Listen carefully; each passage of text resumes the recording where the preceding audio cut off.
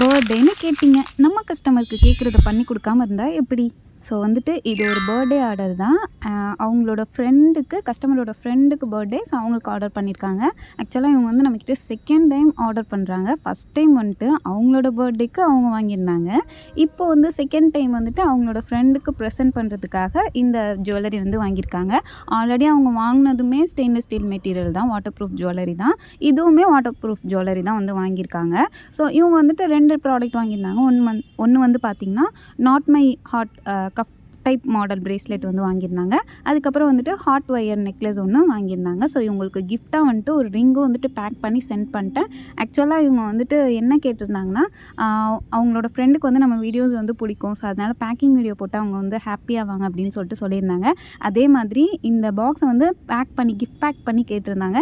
என்கிட்ட இருந்த பேப்பர்ஸ் வச்சு நான் வந்து கிஃப்ட் பேக் பண்ணி அவங்களுக்கு நான் வந்து சென்ட் பண்ணிட்டேன். இவங்க கேட்ட மாதிரியே நீட்டாக கிஃப்ட் பேக் பண்ணி கஸ்டமருக்கு சென்ட் பண்ணிட்டேன். ஆக்சுவலாக ஸ்டார்டிங் வீடியோவில் மட்டும்தான் நான் கிஃப்ட் பேக் பண்ணுற மாதிரி காட்டியிருப்பேன். ஸோ வந்து என்னோட ஹஸ்பண்ட் தான் வந்து பேக் பண்ணி கொடுத்தாங்க. அவங்க கைக்கு கிடச்சதும் அவங்களுக்கு பிடிச்சிருந்துச்சு. ஆக்சுவலாக இவங்க ஃபஸ்ட் டைம் ஆர்டர் பண்ணியிருந்தாங்களா, அந்த ஆர்டர் ஸ்டோரி வந்துட்டு இன்னொரு வீடியோவில் சொல்கிறேன். ஒரு சின்ன ஸ்டோரி இருக்குது. அப்புறம் இன்றைக்கி தான் அவங்க ஃப்ரெண்டுக்கு பர்த்டே. நேம் தெரில, விஷ் பண்ணிடலாம்.